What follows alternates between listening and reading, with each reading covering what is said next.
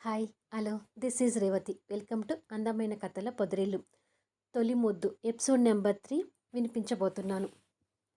రెస్టారెంట్లో దీక్షకు యష్ని చూస్తున్నాననే ఆనందం ఒకవైపు అయితే, తను ఈ పరిస్థితిని ఎలా ఎదుర్కోవాలనే టెన్షన్ మరోవైపు తన మొహంలో కనిపిస్తుంటుంది.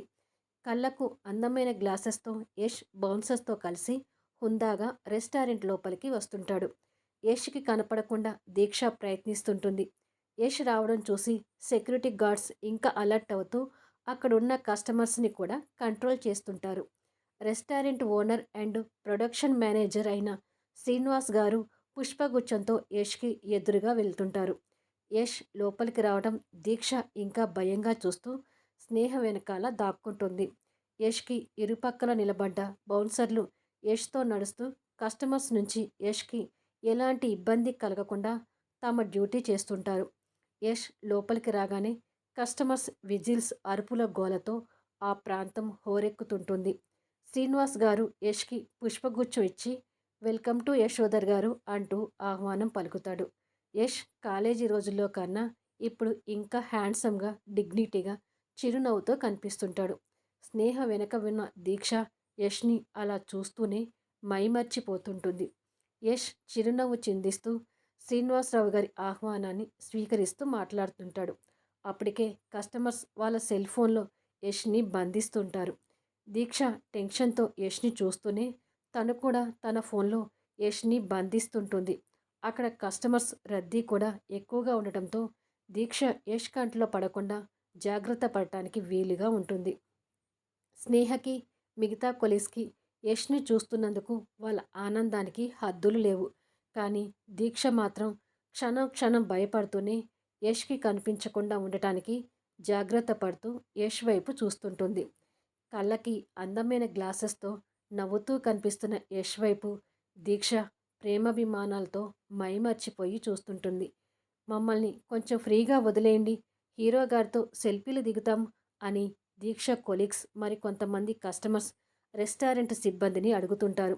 యష్కి అది వినిపించి వాళ్ళ అభిమానాన్ని డిసప్పాయింట్ చేయటం ఇష్టం లేక వాళ్ళని ఫ్రీగా వదిలేయమని చెప్పండి శ్రీనివాసరావు గారు అని అంటాడు. మీకు ఇబ్బంది అవుతుందేమో యశోదర్ గారు అని అంటాడు శ్రీనివాసరావు గారు. పర్వాలేదు, ఈ అభిమానం లేనిది నేను ఎక్కడ ఉన్నాను చెప్పండి. అయినా ఇది రెస్టారెంట్, బయట ఉండేదంతా పబ్లిక్ ఉండదు కదా, నాకు ఏమీ కాదు, వాళ్ళని ఫ్రీగా వదిలేయండి అని అంటాడు యష్. కొద్దిసేపటికి కస్టమర్స్ గుంపులుగా యష్ దగ్గరికి వస్తూ యష్తో సెల్ఫీ దిగుతుంటారు. యష్ కూడా చాలా ఓపికతో వాళ్ళతో నవ్వుతూ మాట్లాడుతూ వాళ్ళతో సెల్ఫీ దిగుతుంటాడు.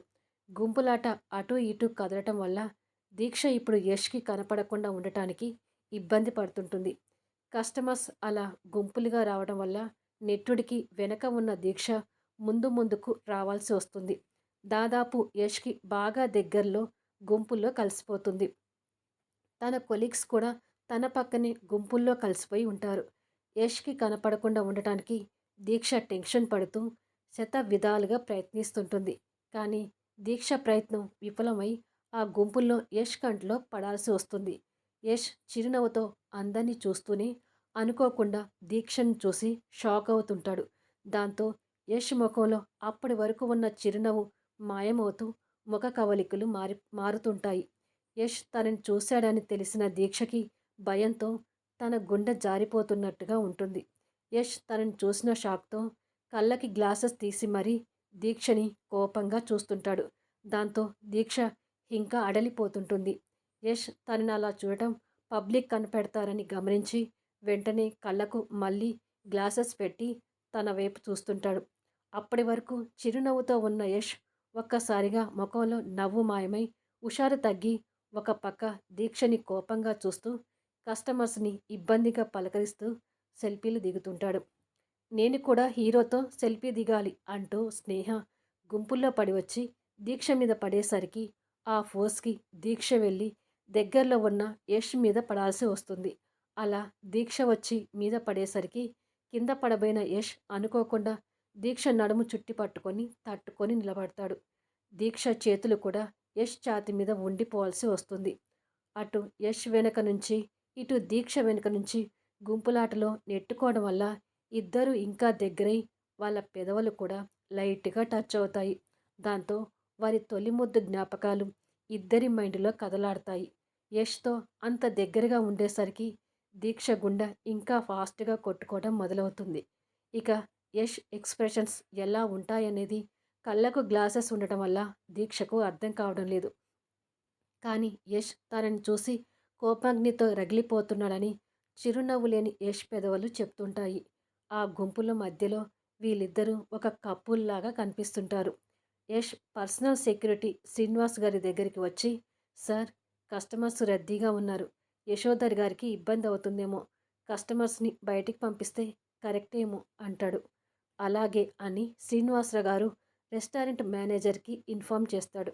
యష్, దీక్ష ఇంకా అలాగే దగ్గరగా ఉంటారు. వావ్ దీక్ష, లక్కీ గర్ల్, హీరో గారిని ఎలా పట్టుకుందో చూడు అంటూ కొలీగ్స్ అనుకుంటారు. అది విని యష్ తన నడుముని చుట్టుపట్టి ఉన్న చేతులు తీస్తాడు. దాంతో దీక్ష యష్కి దూరంగా జరుగుతూ వెళ్తుంది. తర్వాత అక్కడ అనౌన్స్ వినిపిస్తూ, my dear customers, please, hero Yashodhar గారు లంచ్ చేయాలి. మీరు బయటికి వెళ్ళడానికి ఎంట్రన్స్ ఓపెన్ అయింది. యశోధర్ గారికి లంచ్ చేయడానికి టైం ఇవ్వాల్సింది కదా, మిమ్మల్ని కోరుతున్నాము అని వినపడుతుంది. అది వినగానే దీక్ష ఊపిరి పీల్చుకొని, స్నేహ, ఇక మనం వెళ్దాం రండి అంటూ తొందర పెడుతుంది. కొంచెంసేపు ఉండి వెళ్దాం దీక్ష అంటుంది స్నేహ. మీరు ఉండండి, నేను వెళ్తాను అని దీక్ష కోపంగా వెళ్తుంటే, అంత కోపం ఎందుకే, వస్తున్నాను ఉండు అంటూ అందరూ కలిసి వెళ్తుంటారు. దీక్ష ఎంట్రన్స్ దగ్గరికి వెళ్ళి మళ్ళీ యష్ కోసం వెనక్కి తిరిగి చూస్తుంది. యష్ తనని ఇంకా చూస్తూనే ఉంటాడు. యష్ పెదాల మీద ఇంకా చిరునవ్వు రాకపోయేసరికి తను ఇంకా ఆ కోపంలోనే ఉన్నాడని దీక్షకు అర్థమై అడుగులు ఫాస్ట్గా వేస్తూ ఎంట్రన్స్ దాటి బయటికి వెళ్ళిపోతుంది. యష్ ఆ డిస్టర్బెన్స్ నుండి బయటికి వచ్చినట్టుగా కాస్త రిలాక్స్ అవుతుండగా, రండి యశోధర్ గారు అంటూ శ్రీనివాసరావు గారు యష్ని స్పెషల్గా అరేంజ్ చేసిన టేబుల్ దగ్గరికి తీసుకెళ్తాడు. యష్ లంచ్ చేయటానికి కూర్చుంటాడు. దీక్ష బయటకు వచ్చేసరికి తన చెవికమ్మ ఒకటి మిస్ కావడం స్నేహ చూసి, దీక్ష, నీ చెవికమ్మ ఒకటి కనిపించట్లేదు అంటుంది. దీక్ష అప్పుడు చెక్ చేసుకొని, గుంపులో ఎక్కడ పడి ఉంటుందో అని అంటుంది. వెళ్ళి వెతుకుదామా అని అంటుంది స్నేహ. వద్దు, పోతే పోనివ్వు అంటూ వెళ్తుంటారు. ఆ చెవికమ్మ యష్ సూట్కి వేలాడుతూ యష్కి కనిపిస్తుంది. ఇప్పుడు గతంలోకి వెళ్దాము. యష్ శృతిని ఒడిలో కూర్చోబెట్టుకొని ప్రేమ కబుర్లు చెప్పుకుంటుండగా గంటలు గడిచిపోయి ఎవరో డోరు కొట్టినట్టుగా సౌండ్ వినపడుతుంది. గోడగడియార వైపు చూస్తే టైం నైట్ 9 అవుతున్నట్టుగా చూపిస్తుంది. ఫంక్షన్ నుండి దీక్ష వచ్చినట్టుంది యష్ అంటూ శృతి యష్ ఒడిలో నుంచి వెళ్తుంది. యష్ నవ్వుకుంటూ, శృతి దగ్గర ఉంటే నాకు టైమే తెలియదు అనుకుంటాడు. శృతి డోర్ తీయటానికి వెళ్ళగానే యష్ కూడా అక్కడికి వస్తాడు. శృతి డోర్ తీయగానే అనుకున్నట్టుగానే ఎదురుగా దీక్ష కనపడుతుంది. దీక్ష శారీలో ఉన్న శృతి ఆశ్చర్యంగా చూస్తూనే, మీరు మూవీకి వెళ్ళలేదా అని అడుగుతుంది. లేదు దీక్ష, యష్ ఇక్కడే ఉండి కబుర్లు చెప్పుకుందామంటే రూమ్లోనే ఉండిపోయాం అని అంటుంది శృతి. అలాగా అని దీక్ష యష్ వైపు చూస్తుంది. యష్ కూడా దీక్ష వైపు చూస్తాడు. ఇద్దరు ఒకరికొకరు అలా చూసుకోగానే వారి మొదటి ముద్దు జ్ఞాపకం మెదడులో కదలాడుతుంది. ఇద్దరు ఇబ్బందిగా తలదించుకుంటారు. యష్ వెంటనే నార్మల్ అయిపోయి, ఇవాళ నా పుట్టినరోజు కాబట్టి శృతిని మా నాన్నగారు ఇంటికి డిన్నర్కి రమ్మన్నారు దీక్ష. ఇవాళ నైట్ శృతి మా ఇంట్లోనే ఉంటుంది. రేపు ఉదయం కాలేజ్ దగ్గర కలుద్దాం అని అంటాడు. సరే యష్, జాగ్రత్తగా వెళ్ళండి అని అంటుంది దీక్ష. నువ్వు కూడా యష్ వాళ్ళ ఇంటికి రారా దీక్ష, యష్ ఫ్యామిలీ నీకు తెలియదు కదా, వస్తే వాళ్ళందరినీ చూసినట్టుగా ఉంటుంది అని అంటుంది శృతి. దీక్షను తీసుకువెళ్ళడం యష్కి ఇష్టం లేనట్టుగా చూస్తుంటాడు. దీక్షకి అది అర్థమై, ఇప్పుడైతే మీరు వెళ్ళండి, మళ్ళీ ఎప్పుడైనా వస్తానులే అని అంటుంది. వెళ్దాం పదా శృతి, మా అమ్మా నాన్న మన కోసం ఎదురు చూస్తుంటారు అని అంటాడు యష్. వస్తా దీక్ష అంటూ శృతి వెళ్తుంటుంది. యష్ తన భుజం మీద చెయ్యి వేసి తన టూ వీలర్ వరకు తీసుకువెళ్తాడు. టూ వీలర్ స్టార్ట్ చేయగానే శృతి బండెక్కి యష్ భుజం మీద చెయ్యి వేసి కూర్చుంటుంది. వాళ్ళిద్దరూ అలా వెళ్తుంటే దీక్ష అలాగే చూస్తుండిపోతుంది. అది యష్ వాళ్ళ ఇల్లు. పొందిగ్గా కనిపిస్తున్న మధ్య తరగతి ఇల్లు. యష్ వాళ్ళ నాన్న ప్రతాప్ గారు టీవీలో న్యూస్ ఛానల్స్ చూస్తుంటారు. వారి భార్య పద్మావతి వర్సెస్ పద్దు కిచెన్లో వంట చేస్తూ, ఈ మధ్యతరగతి సంసారం ఈదటం నా వల్ల కావడం లేదు. మీ పెన్షన్తో ఇద్దరు పిల్లల చదువులు, ఇల్లు గడవాలంటే కష్టమవుతుంది. ముందు ముందైనా నా కొడుక్కి కట్నం వస్తుందన్న ఆశ లేదు. పోయి పోయి వాడు ఒక అనాథ అమ్మాయిని ప్రేమిస్తున్నాడు. మన ఇద్దరి పిల్లల్ని చదివించడం కాకుండా మీ కొడుకు మాట విని ఇప్పుడు ఆ అనాథ అమ్మాయిని కూడా చదివిస్తున్నారు. ఏంటో నా కష్టాలు. ఏదైనా అద్భుతం జరిగి మనం కోటీశ్వరులు అయితే బాగుండు అని కోరుకుంటుంది పద్దు. ప్రతాప్ గారు టీవీ చూస్తూనే ఒక పక్క పద్దు మాటలు వింటూ, ఇప్పుడు మనకు ఏం తక్కువైంది పద్దు? మనకున్న 8 ఎకరాల పొలంలో 4 ఎకరాలు యష్ పేరు మీద పెట్టాను. మరో 4 ఎకరాలు మన కూతురు లల్లి పేరు మీద పెట్టాను. యష్ చదువు అయిపోయి ఉద్యోగం చూసుకుంటే యష్కి శృతికి పెళ్లి చేయొచ్చు. లల్లి చదువు కూడా అయిపోతే దాని పేరు మీద ఉన్న 4 ఎకరాలు కట్నంగా చూపించి ఒక గవర్నమెంట్ ఎంప్లాయీని చూసి పెళ్లి చేయొచ్చు. హాయిగా మన జీవితం సాగిపోతుంటే ఇంకా ఆశలెందుకే పద్దు అని అంటాడు ప్రతాప్ గారు. మీరు అలాగే అంటారు. నేను పట్టుచీర కొనుక్కొని కొన్ని ఏళ్ళయింది. ఎప్పుడో మన పిల్లలు పుట్టినప్పుడు 2 నెక్లెస్లు 2 గాజులు చేయించుకున్నా. మళ్ళీ బంగారం కొన్న పాపాన పోలేదు. ఇక ఈ జన్మలో నా ఆశలు తీరేటట్టు లేదు అంటూ కిచెన్లో వంట పూర్తి చేసి వచ్చి భర్త ముందు ఏడుపు మొహం పెడుతుంది పద్దు. అమ్మా ఆకలి అంటూ బొద్దుగా తెల్లగా ఉండే లల్లి బయటకు వస్తుంది. అబ్బా ఉండవే, నా బాధలు కాస్త మీ నాన్నకు చెప్పుకోనివ్వు అని విసుక్కుంటుంది పద్దు. నేను ఎల్కేజీలో ఉన్న దగ్గర నుంచి చెప్పుకుంటూనే ఉన్నావు. ఇప్పుడు ఇంటర్మీడియట్కి వచ్చాను. నాకు అన్నయ్యకి పెళ్ళయి పిల్లలు పుట్టే వరకు కూడా చెప్పుకుంటూనే ఉంటావు, కానీ ముందు నాకు భోజనం పెట్టు అని అడుగుతుంది లల్లి. నన్ను చూస్తే అందరికీ ఎగతాళిగానే ఉంటుందే అని విసుక్కుంటుంది పద్దు బిడ్డ మీద. ఎగతాళి కాదమ్మా, నీ మనసు మంచిదే, కానీ నీ మాటలు నీ మంచితనాన్ని మింగేస్తున్నాయి అని అంటుంది లల్లి. బాగా చెప్పావు లల్లి అంటారు ప్రతాప్ గారు నవ్వుతూ. పద్దు మూతిని 300 వంకలు తిప్పుతుంది. మీ అన్నయ్య శృతిని తీసుకొని వస్తున్నాడు. అందరం కలిసే భోజనం చేద్దాం లల్లి అంటాడు ప్రతాప్ గారు. అవునా, శృతి వదిన వస్తుందా అంటుంది లల్లి సంతోషపడుతూ. అవును, నేనే తీసుకురమ్మని చెప్పాను అంటుంది పద్దు. చెప్పాను కదమ్మా, నువ్వు చాలా మంచిదానివి అని లల్లి అంటుండగా బండి సౌండ్ వినిపించి కొన్ని క్షణాలకి డోర్ కొడుతున్న సౌండ్ వినిపిస్తుంది. అన్నయ్య వాళ్ళు వచ్చినట్టున్నారు అంటూ లల్లి వెళ్ళి డోర్ తీస్తుంది. ఏయ్ లడ్డు, ఇంత లేటుగా నా డోర్ తీసేది అని అడుగుతాడు యష్ చెల్లిని ఆట పట్టిస్తూ. అబ్బా అన్నయ్య, నన్ను లడ్డు అని పిలవద్దని చెప్పానుగా అంటుంది లల్లి ఏడు మొహం పెట్టుకుంటూ. నువ్వు బొద్దుగా లావుగా ఉన్నావు కాబట్టి నీకు లడ్డు పేరు బాగా సూట్ అవుతుందే లడ్డు అంటూ చెల్లెలి తల మీద చిన్నగా కొడతాడు యష్. వారి అల్లరి చూసి నవ్వుతుంటుంది శృతి.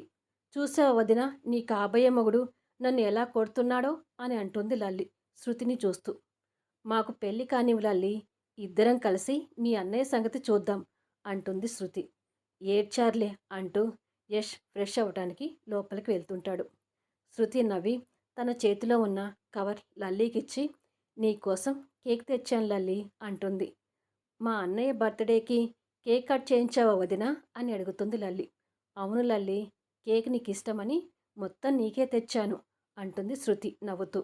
థ్యాంక్ యూ వదినా అంటుంది లల్లి నవ్వుతూ. తర్వాత శృతి ప్రతాప్ గారి దగ్గరికి వచ్చి వాళ్ళ కాళ్ళకు నమస్కరిస్తుంది. సంతోషంగా ఉండమ్మా అంటాడు ప్రతాప్ గారు. తర్వాత పద్దు కాళ్ళకు కూడా నమస్కరిస్తుంది. నా కోడలు బంగారు బొమ్మలా ఉంటుంది అని మురిసిపోయి మళ్ళీ అంతలోనే మొహం మార్చుకొని, ఎంతో కొంత నీ వెనుక కూడా కాస్త ఆస్తి ఉంటే బాగుండేది అంటుంది బాధగా పద్దు. శృతికి ఆ మాటలు అలవాటు అయిపోయినా కూడా ఏదో బాధగా అనిపిస్తుంది. శృతిని బాధ పెట్టేటట్టుగా మాట్లాడకే అంటాడు ప్రతాప్ గారు. పర్వాలేదు అంకుల్, ఆంటీ తన బాధను చెప్పుకుంటుంది, కానీ ఆంటీ ముందు ముందు ఈ కుటుంబం కోసం నేను కూడా కష్టపడతాను. నేను కూడా బాగా చదువుకొని మంచి పొజిషన్కి వచ్చి డబ్బు సంపాదిస్తాను అంటుంది శృతి నవ్వుతూ. నా తల్లే, నువ్వైనా నా బాధను అర్థం చేసుకున్నావమ్మా అంటుంది పద్దు అంతలోనే తన మీద అభిమానం చూపిస్తూ. అంతలో యష్ టీషర్ట్ లాంగ్ షార్ట్తో బయటకొచ్చి అమ్మ భోజనం పెట్టు, ఆకలిగా ఉంది అంటూ వస్తుంటాడు. అందరూ డైనింగ్ టేబుల్ దగ్గర కూర్చొనిరా, వడ్డిస్తాను అంటుంది పద్దు. రా శృతి అంటూ యష్ శృతి చేయి పట్టుకొని తీసుకువెళ్ళి డైనింగ్ టేబుల్ దగ్గర కూర్చోబెట్టి తన పక్క చైర్లో కూర్చుంటాడు. యష్ మరో పక్కకి లల్లి వచ్చి కూర్చుంటుంది. వాళ్ళకి ఎదురుగా ప్రతాప్ గారు వచ్చి కూర్చుంటే పద్దు అందరికీ భోజనాలు వడ్డిస్తుంటుంది. యష్ పుట్టినరోజు సందర్భంగా పద్దు ఓపిగ్గా చికెన్ బిర్యానీ, మటన్ బిర్యానీ స్పెషల్గా చేస్తుంది. అందరి ప్లేట్లో లెగ్ పీసెస్ ఉంటాయి. కానీ లల్లీ ప్లేట్లో కొద్దిసేపటికే లెగ్ పీస్ తినకుండానే మాయమవుతుంది. అమ్మా, నా ప్లేట్లో లెగ్ పీస్ మాయమైంది అని అంటుంది లల్లి ఏడుపు మొహం పెట్టుకుంటూ.